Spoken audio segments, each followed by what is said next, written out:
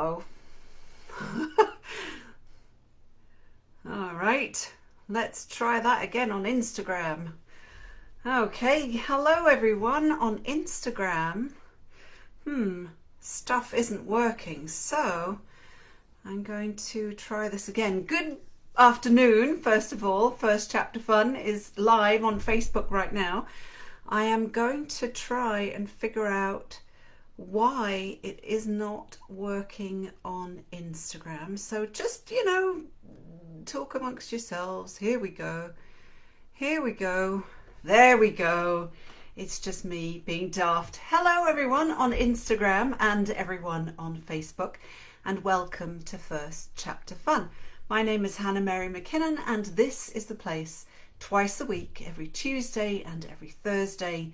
My dear friend and partner in fictional crime, Hank Philippi Ryan, who's just joined, and I read the first chapter of a different book, not ours, well sometimes, but not, I'm just going to close one window, not ours, but other people's books. And we've been doing this, well, First Chapter Fun started back in March, and today is episode number 98. 98. That's right. Next week will be episode 100, which is completely bonkers, frankly, because when I started this all on a whim in March, it was supposed to go until May. Actually, it was supposed to, I thought maybe it would be 5 or 6 episodes, which then went till May, and here we are, episode 98, and I'm delighted to bring you a book today. Don't let the pink cover fool you, boys and girls. Hell Chose Me is anything but cutesy, and this is by Angel Luis Colón, who has just joined us on Instagram. I'm so excited to bring you this book, and I'll tell you why in a minute. Hi Angel, I see you on Instagram. I see you've joined us. I'm thrilled that you're able to watch us today. It's always a bit nerve-wracking when the author joins to watch, because you don't want to fluff the lines and mess it up or make it sound differently to the way they had imagined it in their heads. So fingers crossed I'll be able to do this brilliant book justice. We'll see how we do. I'm not going to attempt a Bronx accent because I would suck. Anyway, good morning. Hank is on Facebook as well. We have Deb, we have Beth, we have Jamie, we have lots of people joining already. Tons of comments, and I can see them on Facebook, which reminds me, sometimes Instagram and Facebook are a little bit naughty and they just cut us off because they don't like what we're saying or whatever. I have no idea. Hi Tracy, hi Sharon. So if that happens, if I suddenly, freeze or whatever, no, just kidding. It's probably not you. It's very well me. And what will happen is I will come back and start the recording again to whichever platform booted me out. So don't worry, I'll get it sorted. Just go and get some lunch or a cup of coffee or a tea or a chocolate bar, or do 50 burpees or something, and I'll to work off the chocolate bar, and I'll be back. Angel says, we'll train you on the accent for next time. I've been living in Canada for 10 years, mate, and I still sound like Sandy Cheeks if I try. So if you can get me to do an American accent, all hail Angel, because my kids can't, my husband can't, and nobody can. So, and maybe it's better that way. Apparently when I swear, spoiler alert, there is some swearing in this book, and I get to say it live. It with an English accent, swearing sounds cute. I don't think my mum would have agreed, but anyway. Well, let's move on. All right, so let me tell you a little bit about Angel and about this book. So Hank says, do the accent. No. Hank and I always, we receive the first chapter from the author. Sometimes we have the book, sometimes we don't, but if we don't, we always receive the first chapter and other materials from the authors, so we can prepare. I just need to stop talking with my hands. So we can prepare for the episode, and we prepare for the episode by reading through the first chapter, reading it out loud. I go and Google words that I, don't know how to pronounce, which happens sometimes. And I was reading Angel's Hell Chose Me. Let me show you that again. The first chapter. And I had to have it. So I did. I got it on my Kindle. See? Hell Chose Me. and I finished it yesterday. And let me tell you, this book, oh my gosh, to keep it nice, it is one heck of a ride. I was flipping the pages, flipping the electronic pages anyway on my little Kindle here, late at night reading it. I finished it yesterday, and I sent an email to Angel at one point. I said, oh my God, he did this. And I won't tell you what it was because I don't want to spoil it for you. It is insane in the best possible way. It is dark, it is gritty, it's violent, it's profane, and I absolutely loved it. I could not inhale it fast enough. So you can't see the pretty pink cover on my Kindle, but you can on the family iPad, the one we have. And like I said at the beginning, don't let the pretty pink cover fool you. Just don't. So I'll introduce you to Angel. I see lots and lots of comments. It was Thanksgiving here yesterday in Canada, so happy Thanksgiving to anyone from Canada who's watching. And Nancy asks, how was your raclette? So raclette is a Swiss dish. Some of you may know, although I sound very English, I'm half English, half Swiss, born in England, raised in Switzerland, and then came to Canada 10 years ago. And so raclette is a Swiss dish, which is essentially potatoes and cheese. So you have a little oven in the middle of the table with individual little trays, and you put cheese on there and you slide it under the oven and you let it melt, and then you pour it over your potatoes, and it's just delicious, cheesy goodness. And we always celebrate Thanksgiving because we don't particularly like turkey, but we always have a raclette on Thanksgiving, and we did yesterday. And then we played a game of Monopoly, which we paused because it was getting late, and I'm proud to say I'm wiping the floor with my husband and my kids and building hotels, and they all owe me money. So yeah, that was our Thanksgiving. So it was just the five of us, and a very happy one it was too. So that's one thing. I also want to mention something before I introduce Angel. I'm just going to bring up one website. Here we go. So have you heard of Hank and Karen Dion's fantastic initiative called The Back Room? So this is, and you'll find it on bksp.org. So this is a place, an event, an author event, where there are four authors, Yes, four authors, including Hank as the host. And you can get to chat with them. So you register, and then you're on Zoom, but it's not just watching where you can type in comments like it is on Facebook and Instagram. Now you actually go into breakout rooms, and you get to chat live with the authors. What a fantastic initiative, and it's free. So Hank just put bksp.org in Facebook, and Hank, if you want to add that to Instagram as well, there's an event tonight with Michelle Campbell, Megan Collins, Rachel Housel Hall, and Hank is hosting that, and Karen is hosting that one too. So it's just a wonderful, wonderful initiative. There's an event tonight, and there's an event at 7 p.m. Eastern, and there's an event on Sunday that I'll be participating in with Ausma Zanat Khan, Angie Kim, and Christina McDonald, and that will be at 1 p.m. Eastern time. And if you pop in the comments, if you go and register and put in the comments, FCF sent me, you'll get a VIP pass.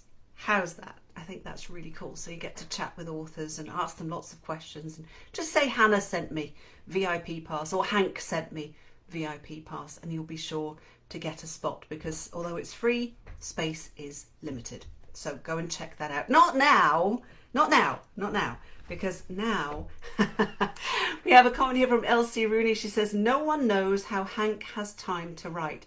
I do. I think she's got one of those time turners in Harry Potter. I think she's got one of those. Can I borrow it, please, Hank? Because I'd be really happy to have one of those. All right. Enough chit chat. Let me tell you about today's book by Angel Luis Colón, Hell Chose Me. Fantastic, spectacular book. If you've just joined, I got it on my Kindle and read it.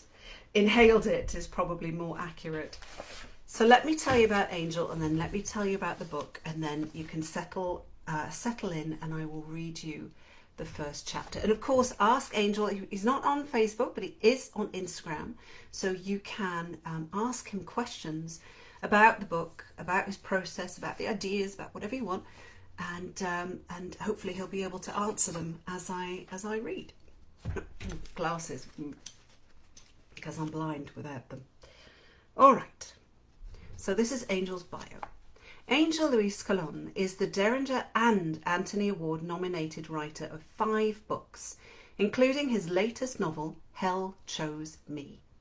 In his downtime, he's edited an anthology or 2, hosted a podcast, helped edit the flash fiction site Shotgun Honey, and has taken up bread baking during the pandemic because why the hell not?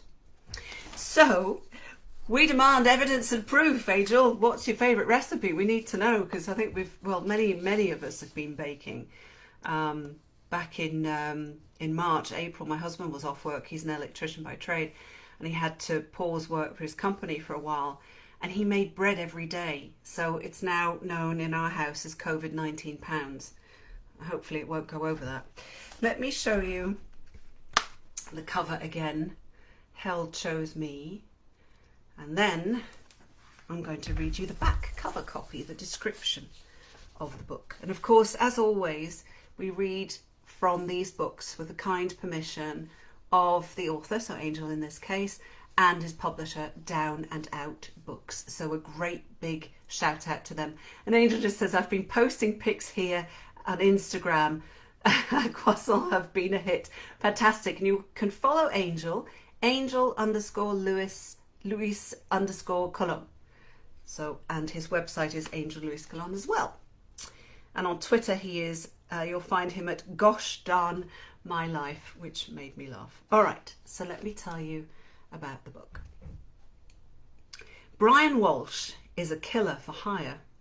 He's haunted by those who have fallen by his hand, and he'll stop at nothing to avenge his brother's death. When a lifetime of bad karma finally lands on Bryan's doorstep and leaves his brother dead, he must survive long enough to find the killers and get his revenge. But as the path only grows bloodier, Bryan may not be able to handle the steps he'll need to take against his enemies. As he becomes more unstable and his past crashes into his present, Bryan must decide if vengeance is worth becoming the monster he always denied, or if he could find another path, one that could lead to something like redemption. So that is the description of Hell Chose Me, which is out now, so you can get your sticky mitts on it like I did last week straight away. And it has such an interesting premise, and Angel does an incredible job of having this anti-hero. You know, he's a hitman, and yet you're still rooting for him, and that is really, really extraordinary to be able to pull that off. It's just I can't say enough good stuff about this book. It's, you know, full of action, and I really should shut up and just read you the first chapter, I think. Let's do that. All right. So this is Hell Chose Me by Angel Luis Colón. And this is chapter 1. First shot, last call. Now. Charlie Ryan's head cracks against the bar top with a satisfying thud and snaps back up like a rubber ball, blood gushing from the shiny new gash on the bridge of his nose. He crumples to his knees, sends the bar stool his fat ass was resting on not moments ago flying back with a thud against the wall. A dartboard shakes loose and crashes down, darts, chalk and all. A neon cause sign vibrates on the nails holding it up, threatens to join the board on the floor. We're at Jimmy's Bar and Grill in the Bronx. All bar and no grill. A day drinker's paradise. Low light, 3 televisions showcasing horse races, the smell of smoke and weak old beer. There's a jukebox in the corner that's seen better days. No surprise this is the place Charlie hangs his hat. He's one of those sad cases you think only exist in TV or a movie. Had a good job and a family. Never made many waves. One day he falls in love with the horses and the next day there's divorce, bitterness, alcoholism, and a little over 80 large owed to some interesting people. Me? I work for those interesting people. I pull my 22 from the inside pocket of my suit jacket, realise I hadn't brought my suppressor. That's what I get for getting caught up with this arsehole's personal life when I did my research. I snatch a handful of his salt and pepper hair and yank hard so he can look me in the eye. You screwed up, Charlie. The space between us gets hot. I twist the fabric of his button-down shirt harder and the top button pops off. Please. He's a mess. The teary eyes and snotty nose are going full force. I got an inside track and everything, man. I can make good. I can. He gulps. I have a little girl. The kid defence. Always the motherfuckers who walk out on their kids. They love pulling that card. Probably the first time he's really given the poor thing any real thought in years. I've got me a glorified sperm donor here. And you chose the ponies over her a long time ago. I give him a gentle pat to the temple with the barrel of my gun. Tell you what, you tell me how old that little girl is to the very fucking day, and maybe I'll have a talk with Paulie. I already know the answer. Researched everything. Charlie Ryan, 42 years old, divorced for 3 years now. Ex-wife, Rebecca, 39 years old. Daughter, Kira, 9 years, 3 months, 8 days old. Good girl. Maintains a B average and goes to ballet twice a week. Thankfully, she looks like a mother. Thinking about her gets that white-hot rage in my belly going. These gigs should never be this personal, but deadbeats like Charlie bring out the worst in me. Any other schlub, it'd have been quick. Tag them in an alley or a parking lot after sunset. This arsehole, he gets a chance to reflect on his sins. I know more about you than you know, Charlie. I shove the gun against his temple, hard. He struggles a little, but the 4 beers he had before I made my move have caught up with him. He's a little sloppy. I know that you've got a master's in engineering.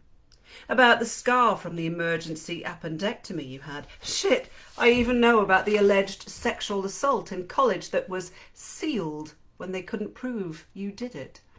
I know the girl ended up taking a leap from the George Washington years back. You remember that one? I'm sorry, please, I can fix this. He tries to pull away from me, and I reacquaint his face with the bar. Billy! He calls to the bartender, who's been suspiciously missing. Good luck. Billy's too busy counting out a wad of cash I handed him this morning before he opened the bar. I pull Charlie to his feet. Let's make a deal. You tell me how old your little girl is, and I'll walk right out of here. You love her like you say you do, then this is cake. I shouldn't be messing around like this. There should be a bullet in his head, and I should be miles from here by now. His wet eyes go blank, and I feel his body tremble. Oh, God! He makes a face like he's swallowing a mouthful of sand. No, fuck me, I don't know! I shake my head. If it's any consolation, Charlie, I'm not doing this entirely because you're a shit father, though not for nothing, that would be enough for me. The 22 gets pressed behind his right ear. Nah, this is all down to appearances. Can't have the men you borrowed from looking like softies. I squeeze the trigger. The force of the bullet rattles Charlie like a toy. I release my grip on him and gravity does the rest. Fish my phone out of my pocket and take a few pictures. I send the photos to the dummy email my handler provided me as proof of contract completion, then erase them. Gotta love the modern world. The gun goes back into the jacket and I make my way back to my stool. I polish off the Bushmills I nursed for nearly half an hour before and snatch a towel from behind the bar, wipe down where I sat along with my glass, inspect my clothes for any errant blood and gore. No stains. Double win. I use the towel to push the door open and walk into the sunlight. I get that sense like I'm forgetting something, like someone's behind me, and I turn around, but Charlie's still laid out on the floor. I shake that chill out of me and get to moving. Outside, not a soul has stopped. The 6 train runs above me on elevated rails, the sound drowning everything out. In the park across the street, there are no kids playing, a few bums sleeping on the benches, while the pigeons feast on clumps of day-old bread an old woman offers them.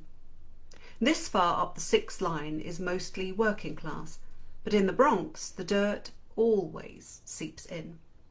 I keep an eye out for any cruisers, but a neighbourhood like this tends to get ignored this early in the morning.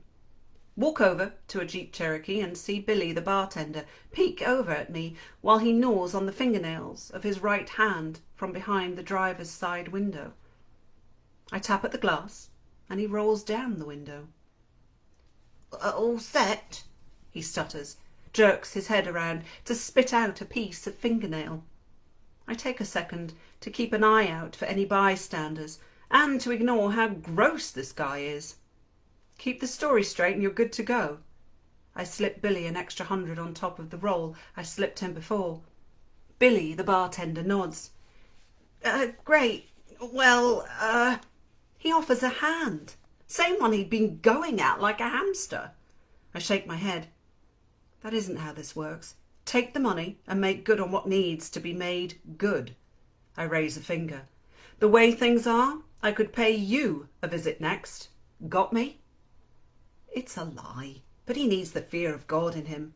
If Billy didn't have a sterling reputation for being tight-lipped, he and Charlie would have matching head wounds. Besides, I need someone to feed the cops some bullshit robbery story. Absolutely. He looks toward the bar. Then tell you-know-who I say hi. I turn to walk away. Yeah, sure. Don't stick around to continue the conversation. 3 blocks south and 2 east until I get to my ratty old Taurus. That familiar feeling picking up. I get it every time I finish a job. Wouldn't call it panic.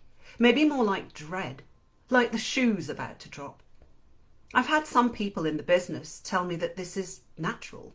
We can get over the guilt, but hell, we still don't want to get caught. There's no getting over the fear of a cop around the corner. I'm not sure I prescribe to that. Not with what happens after my jobs. Not with what comes next. I lean over and stare into my car. It's dirty. Make a mental note to clean it up, like I did last week and the week before. I pop the trunk and toss my jacket and the bar towel in. I slip into the driver's seat, ignite the engine, and take a long breath. It's cold in the car, as if I've left the AC running the entire time. Close my eyes for a 5 count and open them. I hate this part. Charlie's seated on the passenger side of the car, or at least something like Charlie. The entry and exit wounds from the bullet that scrambled his brain are gummy and pink. The gash I gave him is still fresh and bleeding. The blood collects at the tip of his nose and balloons before falling. The drops fall toward Charlie's lap, but dissipate before they make contact. There's no colour in his face. He's staring at me with a rage I've seen before, the same kind of look I'd give a man who'd popped me in the head. I can see the muscles in his face and neck tighten. That bit about it not being personal? I get a cigarette lit and offer it to Charlie with a smirk. I lied. It was kind of personal. This comes with every kill. Guilt I could live with, but no, they need to hitch a ride, stick by my side for a while. They don't last long, though. Maybe a week at most. But it's enough to make a guy wonder a few things. For one, am I nuts? Like in a medical textbook kind of way? The second question, why I even do this, I've already got the answer to. Charlie loses his form a moment, his jaw stretching as he howls. He snaps back into reality, and the look in his eyes is murder. Tries to reach out and grab me, but the hand goes through my shoulder. That part always makes me wonder, if they can't touch me, how in the hell are they sitting in my car? Charlie runs his ethereal hands through his ethereal hair. Please. His voice is strained, creaks like a chair leg about to snap. He loses his form again. Bits of him float away like smoke, only to converge and reform the next moment. This is what they do. Repeat what they told me before, except it's all static and broken up, like an old radio with a broken tuner. I have a little girl. Charlie says it with the same desperation as before. That riles me. Makes me wish I could pop him again. Get a grip, Charlie. You're dead. A ghost. Man up. I put the car into drive and we're off. Another notch in my belt and another passenger along for the ride. Yes, I know. There we go. Hell Chose Me. That was the first chapter, and after reading that, that's why I downloaded it instantly and got it on my Kindle, because it's just insanely brilliant and fantastic. As I mentioned before, how Angel turns this Bryan guy, you know, he's a really bad guy. He kills people for a living. But in the end, you can't help rooting for him, which is just so bizarre, and such a talent to be able to do that. So I was in awe reading it. Hell Chose Me. Absolutely brilliant. And available now.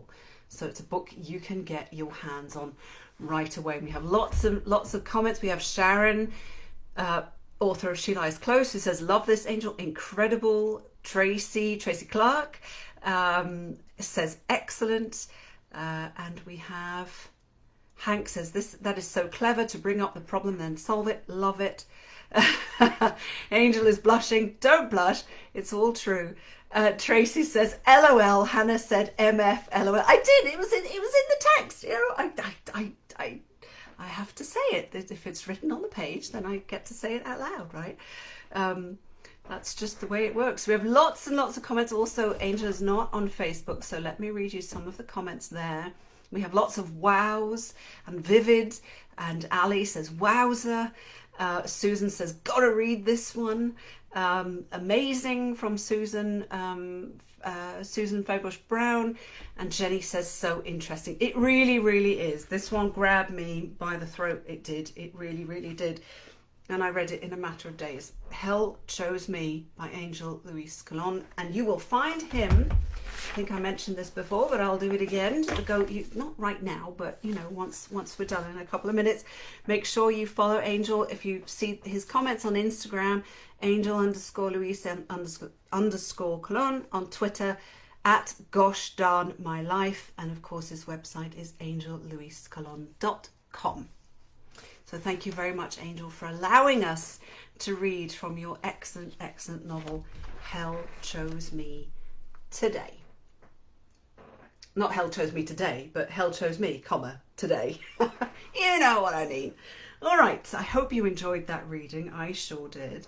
Let me tell you about Thursday's book. This is Thursday's book, The Herd by Andrea Bartz, another thriller. This one will be read to you on Thursday, here again on First Chapter Fun at 12:30 p.m. Eastern Time, as always, every Tuesday and every Thursday, the days that begin with a T, on Instagram at First Chapter Fun, and of course on Facebook, the Facebook group First Chapter Fun. You can't miss it.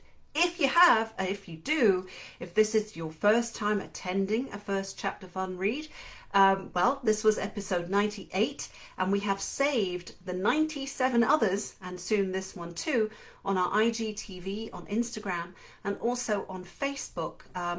In the new Facebook, it's under media and then videos. So you can go back and watch all of the readings, the 97 plus this one, 98, and watch them to your heart's content, because we save them just in case you can't make the live. So thank you very much for tuning in today to listen to Hell Chose Me by Angel Luis Colón. And don't forget to tune in on Thursday for The Herd by Andrea Bartz, which we will bring to you. And we are so excited to share these books and continue sharing these books. We have readings lined up until, well, next year, 2021, a long time in. So we'll be able to bring you more and more books, hopefully, as we move through these interesting times. Anyway, I hope you enjoyed today's episode. I certainly did. And I hope that we'll see you again on Thursday. And until then, as always, please stay safe, stay kind, and we'll see you on Thursday. Thank you for watching.